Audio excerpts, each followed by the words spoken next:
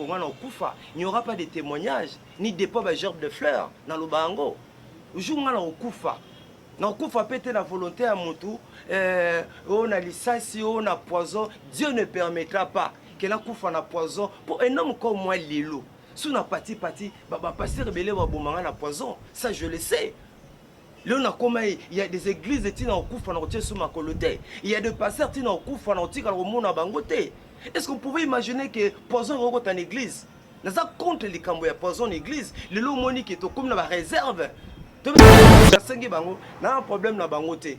Batikanga na zaranga na mbongoté na le logoté. Mais pourquoi ba finganga? Est-ce que ça non? Dans une église où on enseigné, une église assise sur la parole de Dieu, une église qui a la Bible comme socle, comme soubassement, vous allez ingérer Kamutu le Kolangai. Est-ce que c'est normal? Ça c'est une église.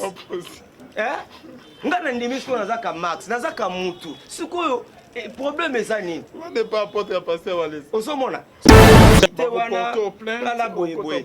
comprenez? Bango c'est comme ça. Quand bango ba yeba ina ba généraux, ba yeba ina na ba colonel. Bango notre même ba colonel ba généraux na ba conduire avec tout le respect tous na bango. Bongo biso ba pauvre. Ba yiko na ko appuyer biso te. Biso tous na ba griffe. Biso to ba tout pamba. Ba yiko appuyer biso te.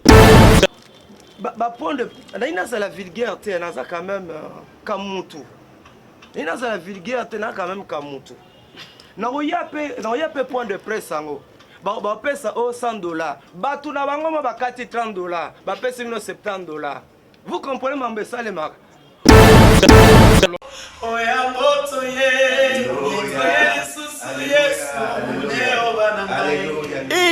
Eye, gonga mapamboli ya bananzambe, dédicace ya décembre, elongo na église sycomore de vie, oyo mosakoli bongo Liliane Kimbangu Sansi akambaka, mbula oyo, ekozala mokolo na samedi 12 décembre, na ngonga ya 15h, na salle de fête diamant ya auberge Bernicia, oyo ezwami na avenue et ya la numéro 87, na croisement ya Asosa, référence rond-point Kimpwanza na commune ya Kasavubu, Zambe inspiré mosakoli na ye, na thème oyo, pourquoi s'écrit yango ezali tiré na livre Exode chapitre 14 verset 15. Tokozana bayembe ya ndenge na ndenge oyo baningisaka ngbende ya bokonzi ya Nzambe, lokola Fer, Lor Mbongo, Mike Flor, pe bayembe mususu oyo bino boyebi. Kemba Sabaote, Amen, Sabaote, Amen.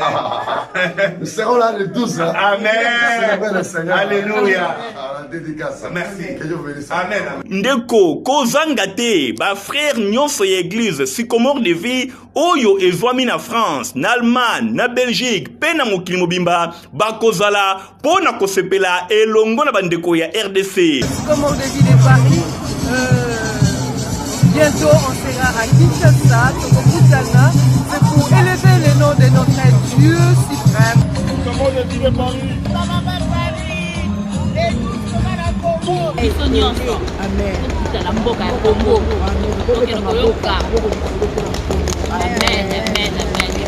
Bongo lipamboli na yo ya mois ya décembre ndeko kozanga yango te elongo na mosakoli Liliane Kimbangu Sansi ya église sycomore de vie nazanga na kozanga te lipamboli na yo ya décembre yango yo ndeko zwa yango.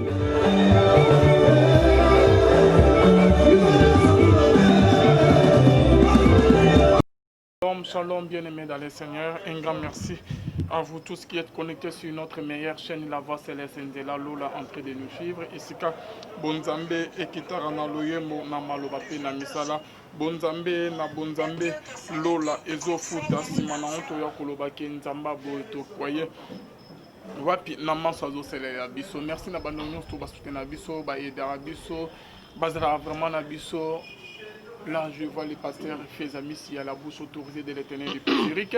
Na filo mokoya motema ya bivin sedomo depuis Londres pe na maman Gisèle Lukelo motema papa Emmanuel na Boston. Les frères papi Kongé dans Nzamalola amono esika ozolanda biso bonzambe na bonzambe Yesu nde mosuki silema ne triomphe jamais. Bien aimé dans les saints toujours na cadre ko informer bino lelo to rosulani to ya minan en tout cas minya koloba ezana émission lelo to zana frère Max Menga. Qu'est-ce qui s'est passé affaire pasteur Walesa Et le connaît nous s'est passé bien aimé dans les Seigneurs. Tout ceux qui m'appellent de partout, bande on va réagir. Oh non, bah émission, bande on va sali, oh que vous sali.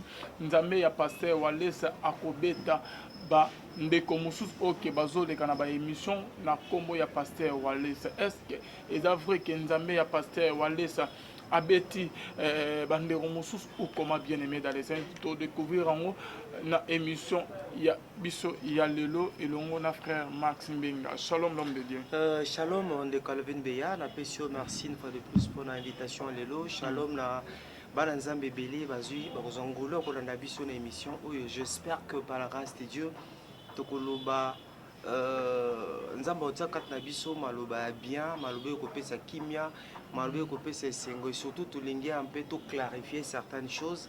Ndengo toko bana na émission na yote bato belé babengi biso mingi ya côté évangéliste Kabundi Walesa ba menace ba injure en tout cas ba liboso depuis dans monde ya évangélisation par les médias comment on a créé une émission au sein de l'émission bato finga yo bato baki au sein de l'émission pour na yo. Je crois que tout au long émission on me campé pour clarifier. Est-ce que nous avons passé Walé ça peut abeti bino parce que bah la kera bino déjà m'a que nous avons passé Walé ça robeta yo frère Max a robeta pasteur Diba a robeta Placide bah comment ils ont ebélé wana OK nous avons ya pasteur Walé ça abeti bino est-ce que abeti bino ya solo ndengo ina émission lelo ko singa pardon ou comment?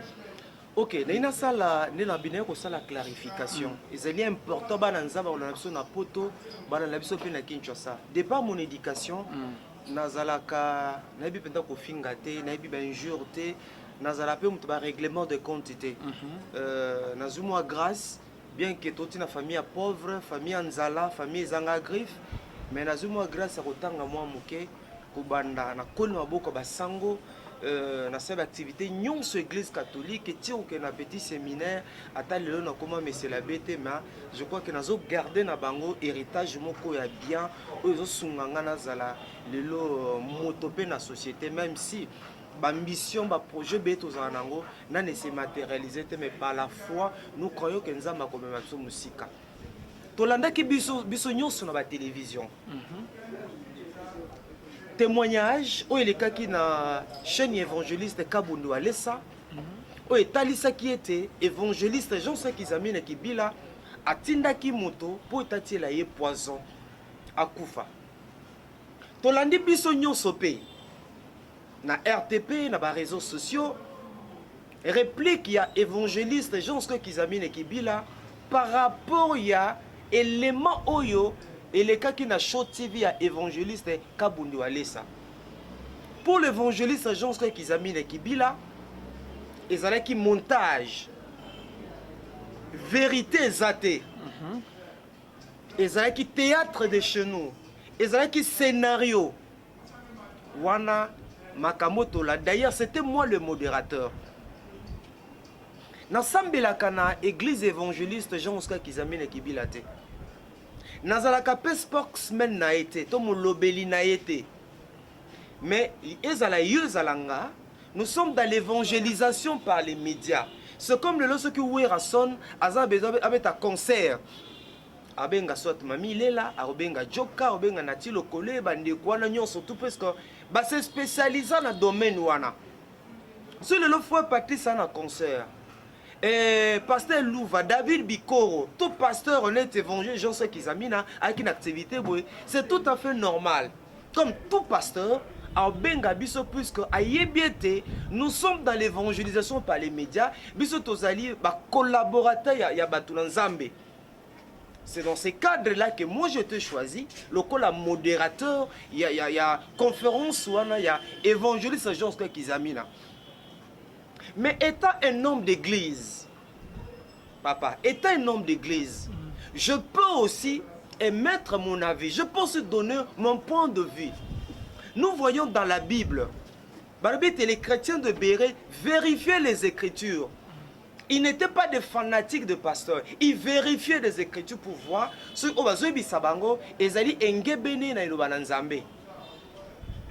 Alvin. Année prochaine, 2021, ezala po nangai.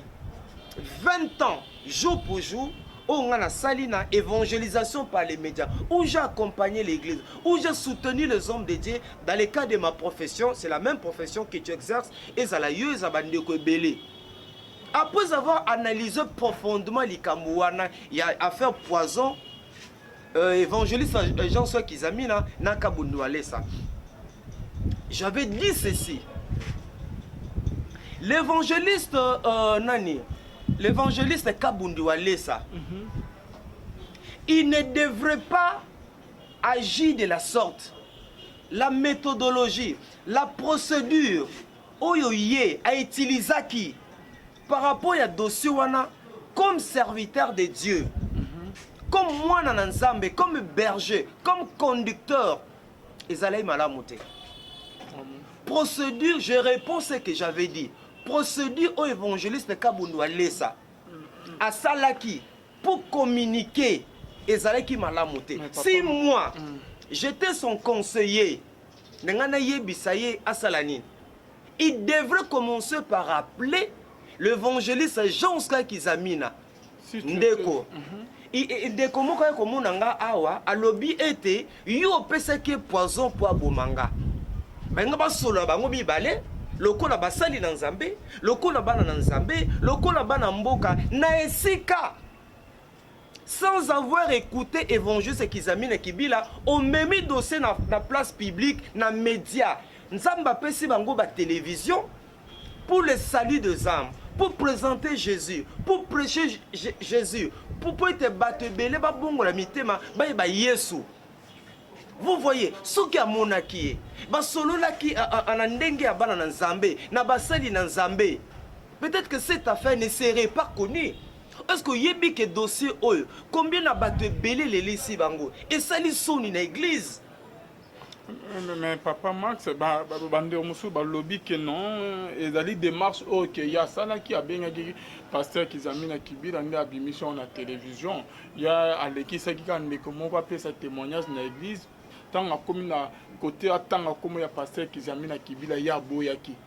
Mais pasteur Kizamina Kibila ndé amemi ngo na télévision. OK, namba siko toujours. Mais na tuna pe mutuna pasteur Kizamina albi que sango déjà pendant na tina ba poto kuna comme on que non Kizamina mutacheli wale sa poison yande a éclaircir pe papa na lobby boy.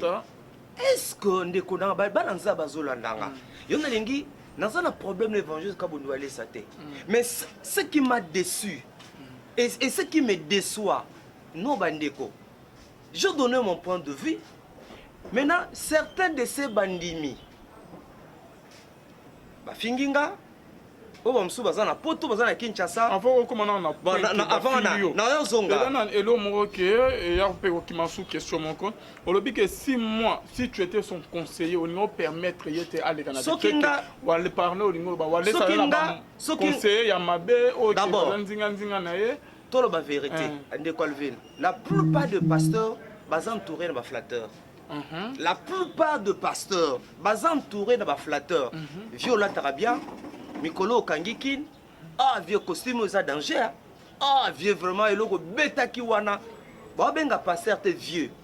Ça c'est un comportement mingi pasteur sont entourés de flatteurs, na bateau ça bango vérité. Et lo kwa mi balé. La plupart des pasteurs ba yo karaté. Ah bon? La plupart des pasteurs ont un lobby et c'est ça nini et tika la kaka bongo. Ce qui yo alvide, on a un avis contraire à Waksayo. C'est ce qui se passe aujourd'hui dans la plupart de nos églises et que batunanzambi mususu ba yo kaka na bangote papa tozonga.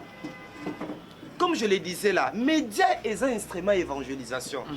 Et on ne peut pas l'élo na chair. Ndeko nyonso kaka yelelo komatise na cher pona abada ko témoigner. Et puis alve so landi ba témoignage belé na ba église na biso lelo.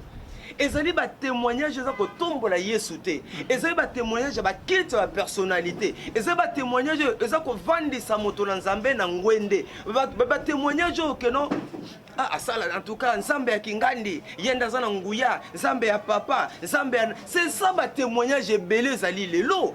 Nous sommes dans l'église Nabiso, des témoignages taillés sur mesure, des témoignages ils ont la publicité somba scol. Biso peut témoigner que non, pour nous teka image ya mutu na nzambe au lieu de élever Jésus. C'est ce que moi j'appelle Jésus coopérant les là et quatre églises. C'est-à-dire que témoin de taille sur mesure, minge zakara autour il y a personne, la personne de l'homme de Dieu, c'est vrai. Un homme de Dieu, nous avons dit mais il y a un simple instrument, lui doit s'effacer pour que Jésus ou le nom de Jésus est tombé et non l'homme de Dieu. Puisque nous parlons de l'évangile, c'est Kabounouales. Je ne suis pas contre lui. Je sais que dans cela, te belé ba bongo limité ba. Dans cela te belé ba zo ba solution ba problème sous bazaya ki nango. Mais le lenge na ya ba témoignage papa na zaïa ngai lelo. Nina senga pardon lelo na bana nzambe d'avoir parfois ko participer dans certaines de ces émissions. Malé papa Max. Na bandé na bo. Nina senga na bana nzambe que Dieu me pardonne d'avoir participé dans certaines de ces émissions qui diffusé dans les médias. Ce que c'est qui lelo max à lelo, na maturité na komi nango lelo, na certaines responsabilités. Oyo naza nango na l'État, et ça la paix dans l'église.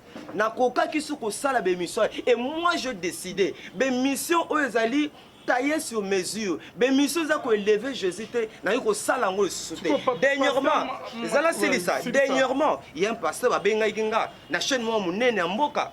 Que nous avons l'émission, na pasteur moi c'est to yambaye tozala batu tozala quatre journalistes.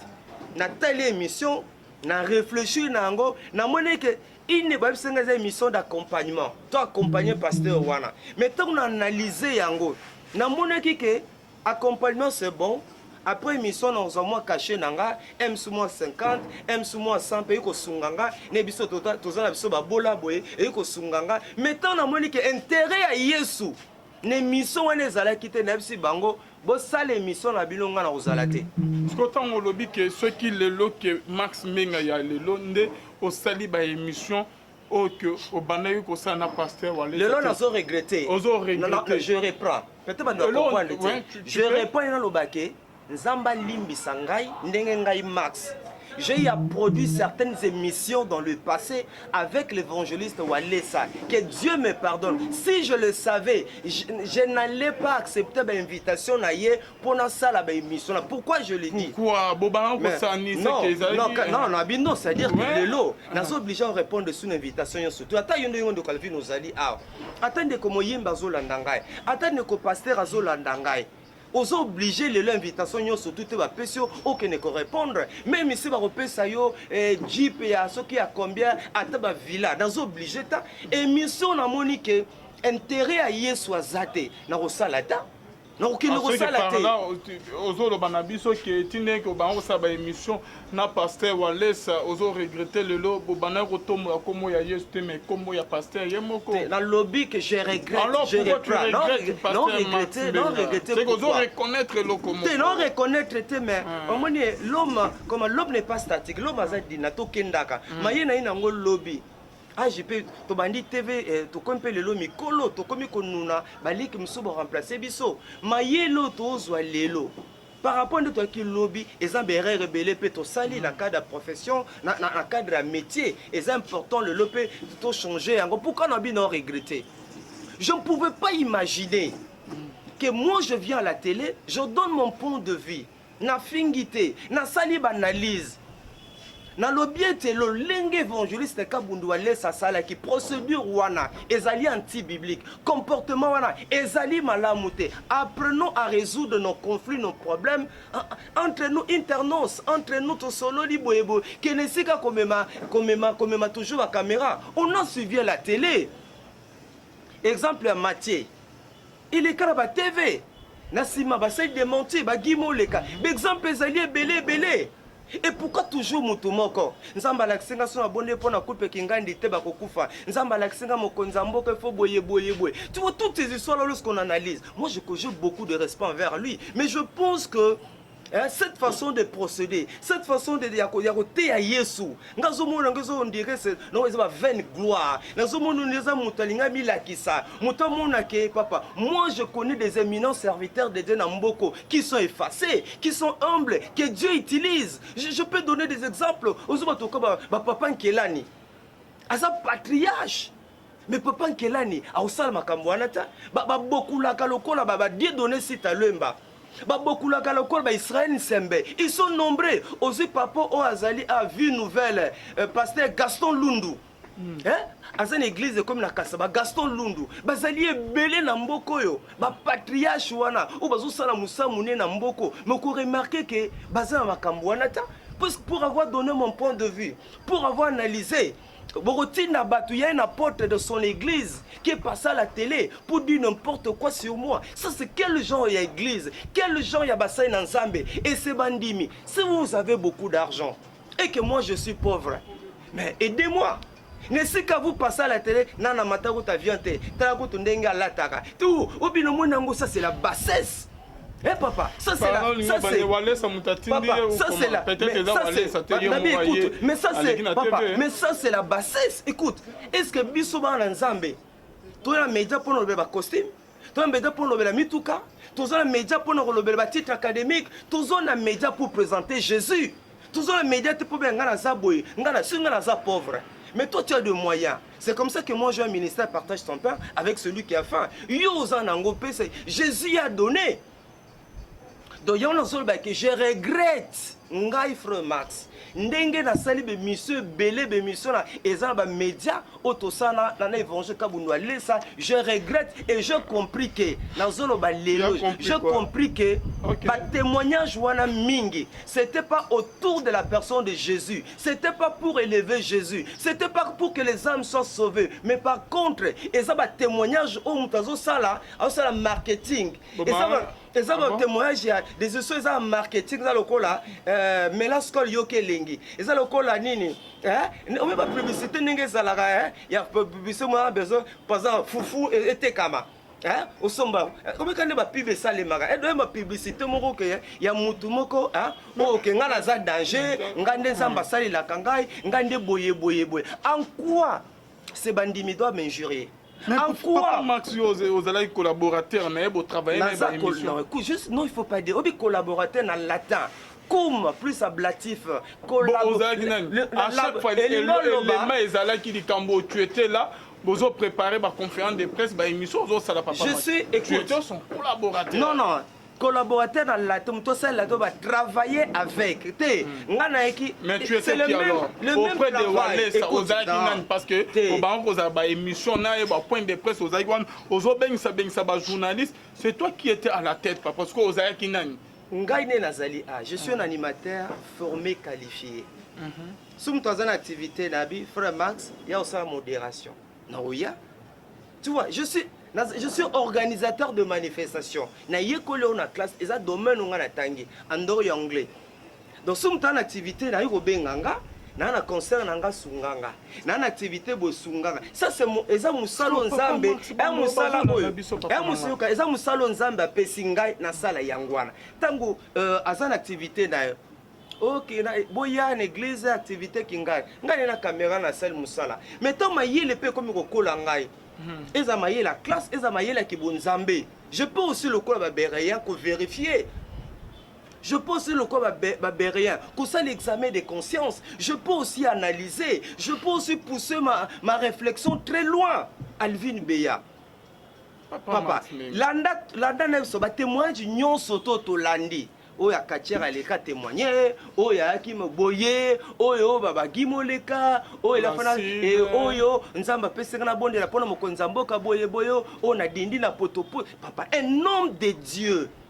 J'ai beaucoup d'estime, de respect dans ma nzambe. Un homme de Dieu. Je ne vois pas, écoute Alvina, je ne vois pas un homme de Dieu, un commando du Seigneur, un envoyé du Seigneur. On m'a dit cher, c'est pour le salut des âmes. Quelqu'un qui donne sa vie aujourd'hui.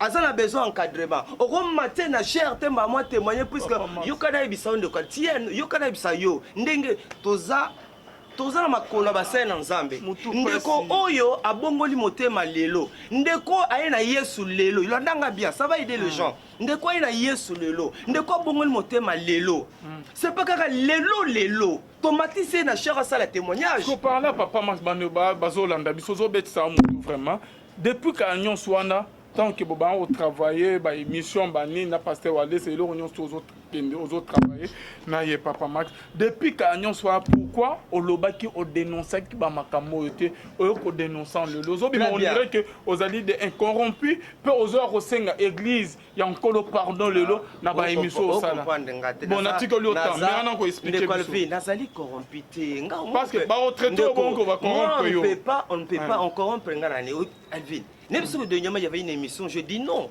na ko participer sur une émission quand changa te pour une émission même si on fait sanga au $1 million mais si on dit intérêt à Yesu hein intérêt à Yesu na émission wana ezalité na kosala yango te so na lobi nazo regretter na sens nini pour tout est parti à témoignage ya ndeko asali ya évangile Kizamina après ça qui poison baboma évangile Kabundu Alès mais là je suis un intellectuel nazali pe moi na Nzambe je peux réfléchir pourquoi veut-on m'empêcher de réfléchir puisqu'ils ont diffusé cet élément-là dans les réseaux sociaux, même la chaîne Nabango. Tongo me dit pourquoi. Donc tout le monde a suivi. On va attendre la team en deux funangabwe. On a empêché de critiquer.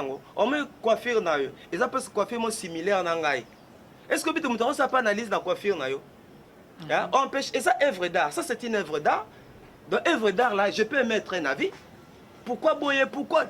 Si tu veux mettre la vie, hein? Là tu as chapeau, même si tu as chapeau, tu as critiqué toujours. Pourquoi il y a le vite à ça l'émission à ta chapeau na moto?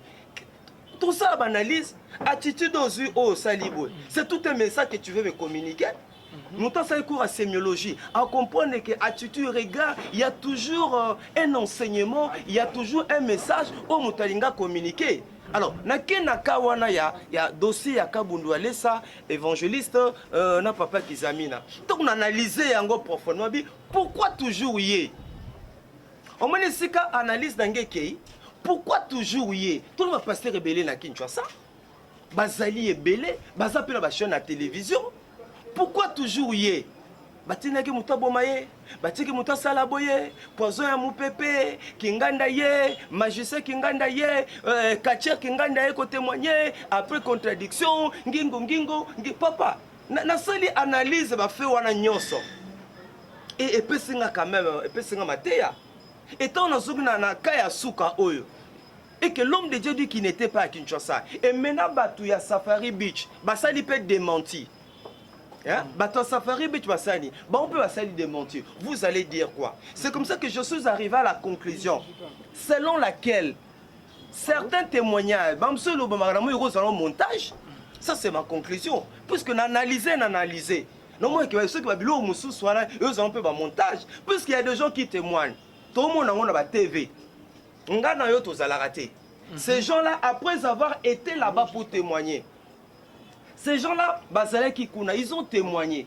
Et les mêmes personnes par la suite, médias, ils contredisent. C'est ce qu'ils ont dit de l'autre côté. Et c'est source tous les médias. Et quelle peut être ma conclusion? C'est que la plupart, ils ont un montage, ils ont un scénario, pour nous nous avons parlé dans le cas de ma profession. Maintenant, aujourd'hui, je comprends que dans un animateur, nous sommes obligés, le quoi peut moi dans Zambé, nous sommes obligés de l'élo oyo. Et si nous sommes obligés de micro nanga, même si on peut $1 milliard, je dois être sélectif. C'est comme ça que dans le but, je regrette pour certaines émissions que nous avons eu à produire au batuto yamba pe batu et avec toujours ngai pardon pardon pour que ngai max lelo on peut plus ko benganga na ba genre ya émission ya bongo mutu moko lobino ba nga basala tela mutu ngani poison mutu moko nzamba la singa fona bondela pona mukonza mboka suna bondela pona yete nzamba la kisinga batu kingandi fona bondela pona bango sinon te bakokufa. Tu vois, papa, Dieu agit. Mais moi je pense que vous pensez que nous Dieu ne nous révèle pas des choses. Vous pensez que ma pasteur est belé nzamba tali sabango makambute. C'est ça le problème nanga. Est-ce que likamunyo son nzamba rotali sanga il faut na memango na TV? Likamunyo son nzamba repesa ngai. On nzamba révéler yo. Il faut na okaka na place publique, il faut na benga presse, il faut na benga média, na sali lango makelele et quelle est la finalité? Quel est l'objectif? Et puis après avoir dit cela, Il faut botinda batuna média. Bafingo. Cet apôtre là est-ce que bafingo to ba ko répondre? Yo quand de Calvin. Pour na tiki ba téléphone. Et ça ba ozala na quelqu'un de kona poto, na ça ba réaction na bango. Batu ya église wana. Comment bazofinga nga nana mata viante alata akutu biente de ou bino munango ça c'est est-ce que l'église trop ça ba comportement bongo. Cet apôtre là sambela l'église na bango. Aleki na chaîne moko na bo chaîne YouTube mo na bo sani kombo nango un apôtre qui est passé à la télé pour nous répondre ngai nazokosa kizami na tindi ngai na papa ngai Max di ngai Max bati na la TV, ça c'est pas mon éducation, je peux pas le faire. On met la salle à l'émission. On a touché n'engé qui apporte on a répondre au ba finio que au touché Mosa Nanzambe pasteur Wale c'est parce qu'apporte on a d'ailleurs pas pasteur Wale sa collaborateur na à répondre yo à me ko zone son nanzela ba misu balobi ko dans niveau mona pasteur Wale ça te balobi lobi ba mama ka moi ebele. Parce que là on est dérangé on a émission tandis que yo pose ça là qui émission ba yo peut ce droit de réponse non? Non, d'abord je ne parle pas des niveaux ici hein. Dans un niveau mon a été c'est bon na bande quoi ben non que yo dans niveau mon a été pour toucher papa Wale ça te un serviteur de Dieu papa dans le bien. Quand nous disons tu sais quand on dit serviteur de Dieu ça vient du latin. Servus, bon bah sali section littéraire, bah yekoli yango na ba déclinaison. Servus, c'est ngolo ba esclave, mongamba, moumbu, musicien moraloba motopamba. C'est comme ça qu'on peut même comme à un niveau ya koloba esclave de Dieu. Moi je ne peux pas injurier, na fingite je ne peux pas le faire. Comment on va na finga? Non, je ne peux pas le faire. Mais on ne peut pas aussi m'empêcher de mettre un avis. C'est ça aussi ma profession. C'est-à-dire que les longs, quand on a un INPC, on a un PSangai, mais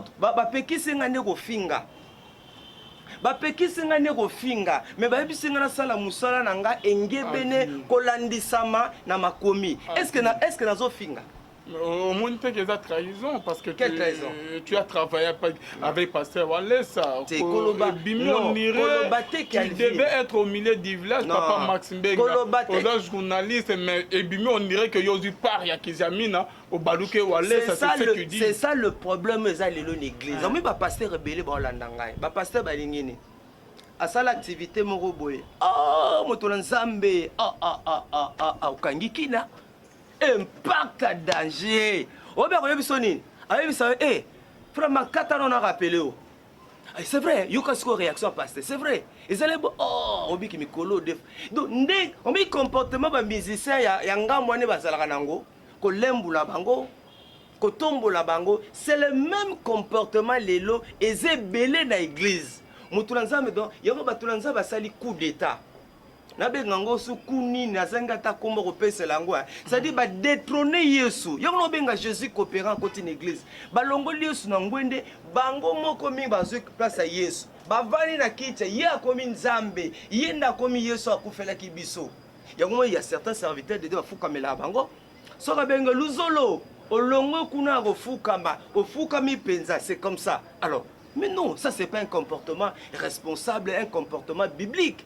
Ba béré ba ki ba tolo la biso ba ne ko vérifier they were checking the Bible they were checking the scripture ba vérifier ma commis batala est-ce que ça teza boité mais ba wano sala biso pelelo ce que lelo ba ni ko sala ba analyse na yo Alvin pasteur Oyina ceux allez qui na benga ki évangile Walesa ah père qui c'est vraiment à contre yo comment ça wana anga benga nga même na kende osa wapi yaka ako benga yo ka yo kata na rappele c'est ça l'homme de Dieu c'est ça certains serviteurs de Dieu autres la bango na kati na Kinshasa ils aiment ça mais ce qu'on a télévision seule analyse là ce mambo bimai na TVT nga benga passer na TVT ce bimai na TVT non ça ni na TV na bimi poto sunga ba média nzamba pesi bango ba support wana nza et ça ba support évangélisation ya ko gagner ba âme tous ba média te que non olungo ça impact na yo baisse na yo ba tia yo ka tikana na monter le rotal tikana sala boye et puis pourquoi poser problème puisque ba pasteur wana pona bango ne baza Dieu le Père le Fils et le Saint-Esprit bango baza badielo kwa bango bayebai na bakonzi ya mboka bango nasi bafinganga na chiluba. Je crois que bafinganga na chiluba bazoloba tala mutu pamba wana tala zoba wana. Je m'imagine que bafinganga siko na chiluba tala mo eloko wana tala mutu nzala wana tala mutu salite wana tala boye. Vous comprenez? Bango c'est comme ça. Ko bango bayebai na ba généraux bayebai na ba colonel bango non tout le ba colonel ba généraux wana ba konzi avec tout le respect tous na bango bongo biso ba pauvre bayi ko na ko appuyer biso te biso tozanga ba griffe biso to ba tu pamba bayi ko appuyer biso te bayebaka mpe bakonzi wana ke certains de pasteurs bazo soutenir baza mpe na baerreur bayebaka yango que certains ce pasteur a bengue général omoni ka max wana ta mamba oloba abenga pe ka max wana pe abenga pe ka max wana patuna ka max ka eloko ya max oyo mais eza ndenge bayoka pe ngai bada expliquer pe bango. Bon donc bato wana bango baza ka na ba raison te. Est-ce que vous allez pe ezaka poto za ba chrétien admettons que naza bandeko na ngai ya ngambu wana asali émission na pe ce point de vue na bino ofinga non tout na bango bango finga peu dans frère Max. Est-ce que bango les gars te bazo courage ya ko benga lelo joka mona classe na biso lo bon bazo courage ya benga joka ba finga bazo courage ya benga polo mukendi po ba finga ba menacer pour sali analyse par rapport eloko ya moni na TV ba finga polo mukendi ba finga joka ba finga ba nati lokole ba finga bango ils ne le feront pas ils n'oseront pas mais biso le quoi toza ba Max toza baka Alvin toza baka Batu c'est normal bafinga biso. Est-ce que c'est normal? Je peux pas mettre un avis.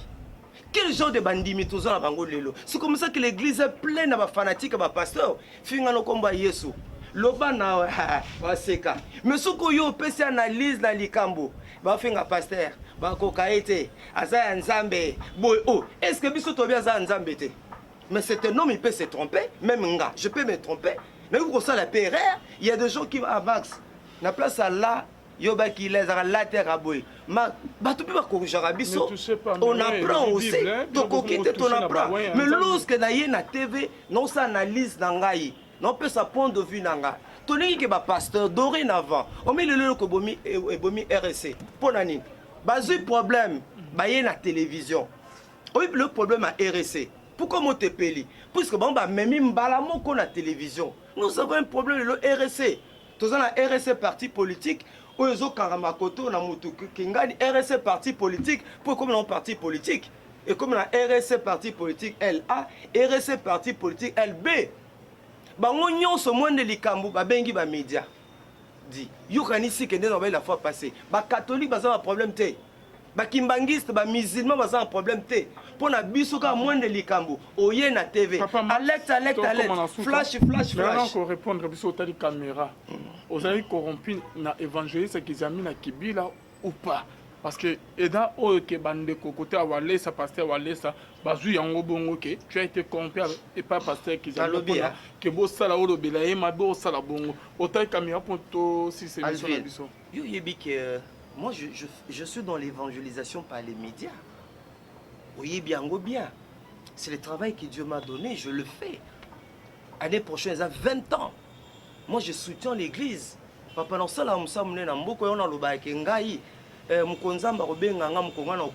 n'y aura pas de témoignages, ni de gerbes de fleurs dans le bango. Na kufa pete na volonté à motu on a lisasi on a poison. Dieu ne permettra pas que la kufa na poison pour un homme comme moi lilo. Si on a parti, pasteur rebelle va bomber na poison. Ça je le sais. Là on a comme il y a des églises qui na kufa na rotier sur ma coloté. Il y a des pasteurs qui na kufa na rotier au monde na bangoté. Est-ce qu'on pouvait imaginer que poison rencontre en église? N'a ça contre les camboya poison en église. Le lot monique est comme na réserve.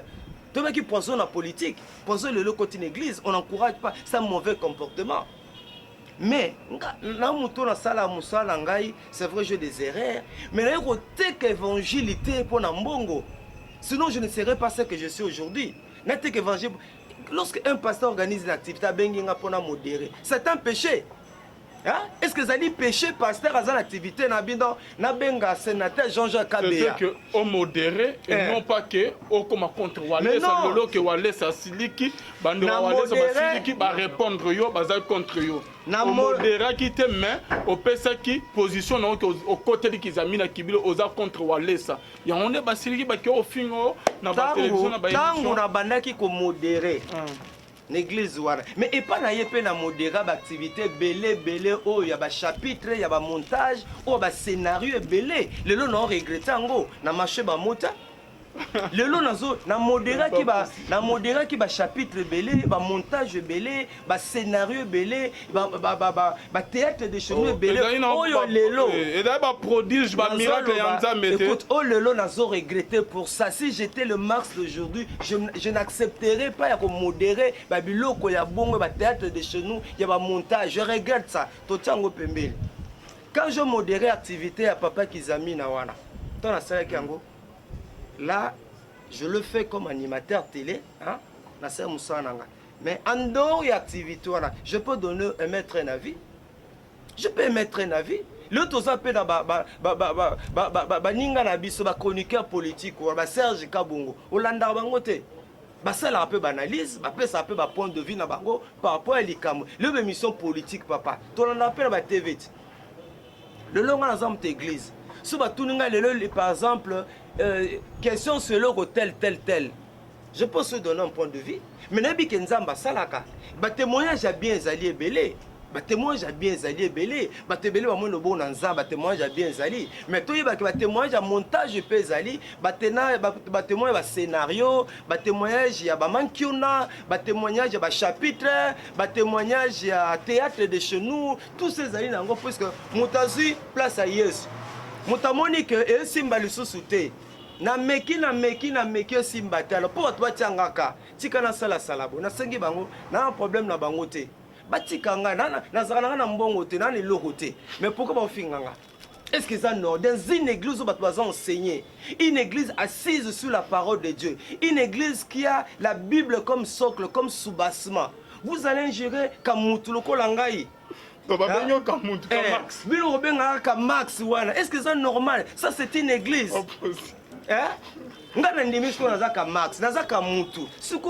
Le problème est ça. On n'est pas apôtre à passer à l'aise. Ce qui n'était Nabika Ade, événement se ressent le mappé. Ça peut point de vue. Baptiste Belé va couper sur les câbles, TV topé ça va point de vue.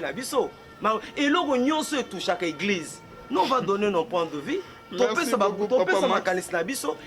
Tu exercer profession. Il y a une décision pour l'église misusu tina rokufa na rotia likolote ata bobisenga 1 milliard bozwa na bio botika biso baka max to vanda biso tozanga mbongo biso ka batu o to vanda Dieu ne va pas nous abandonner to senga bino pe mbongo ngote et puis na bisayo point de naina za la vulgarité na za quand même kamutu naina za la vulgarité na quand même kamutu na oyape point de presse ango ba pesa au $100 batu na bango bakati $30 ba pesa $70.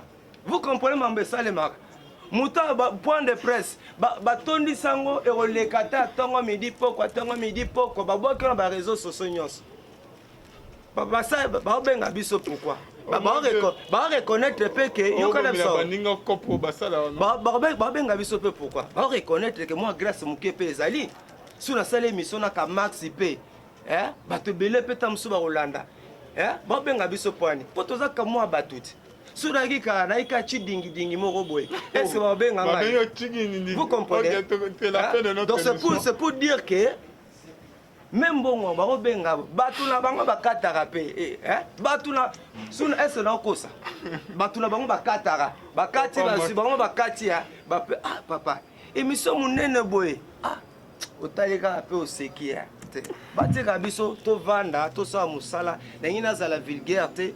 Je n'ai pas un problème particulier avec cet homme de Dieu. Je reconnais que Nzambe nanzela nae batebele babongo mitema. Je reconnais que nanzela nae batebele bazalaki pe bakuluna baiki batamobulu baye na Yesu nanzela nae. Mais senge batu Nzambe bazana ba conseiller. Batu Nzambe pe to le karabana lobi loko c'est pas que naza contre yo. tant mosusu na lingi pe na sunga yo na sunga pe ba pasteur belé. Moi je connais beaucoup de serviteurs de Dieu. Bon ça musale belé na mboko yo. Papa baza boeta. Donc biso tozaka pona okumisa mikolo kangi kina obi costume lataki wana na campagne deux fois tiens. Ta jour mon boy maman Tumba na sukisi wana mama nani mama nango na linga mama Shaumba akufi.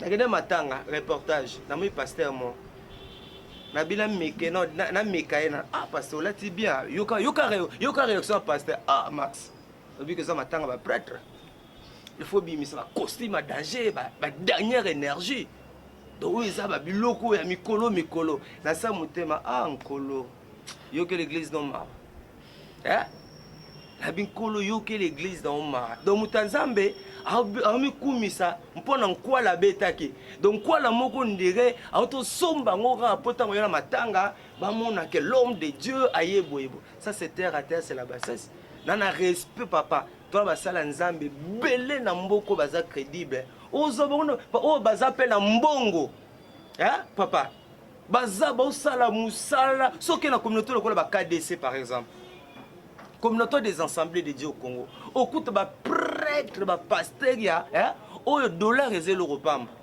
Au va vendre ici l'église à travers le monde. Mais au coup de bango, les a raté. Merci papa. Merci, c'est la fin de notre émission. Par rapport à ONG, partage ton pain. Aujourd'hui, donc, bana bazoni classe, soutien, loyer, donc ma l'émission lelo tellement na équipe na réagir moi muké par rapport à ce que nous faisons wana trop bien une émission mususu nanga qui na réagir na talisake toi tu es un apôtre on t'envoie à la télé pour le belaka Max un apôtre à sa une église ya nani évangile Kabundwalesa à une église chaîne mais papa à quelle chaîne mo pour nous répondre papa et on a dit que l'église nous avons des atalaku. Nous avons des atalaku dans les églises. Vous n'allez pas aider vos pasteurs. Nous n'allons pas aider nos pasteurs. Ce sont des humains. Bazane Béré, tout Sunga Bango. Moi, je connais des églises au pasteur, les canards, TVT, soit tout nous conseiller. Ma pasteur, vous allez conseiller na Bango. C'est la fin, mais papa, Max, votre numéro de contact, s'il vous plaît. Mais bah, fingate, bon, on a message Kamax, n'a pas ce numéro à Kamax, Kamax. Comme souvent, besoin bon de la peau naïe, Kamax, Oyo, plus de 143 89. 64 80 627 plus 243 89 64 80 627. Merci beaucoup. Bonzambe na bonzambe Lola ezofuta simana onto ya kuluba kenzamba boto kwa Yesu kapi. Merci na bande réunion to balanda biso na Arnold Amambe avec ma caméra qu'on se retrouve à la prochaine.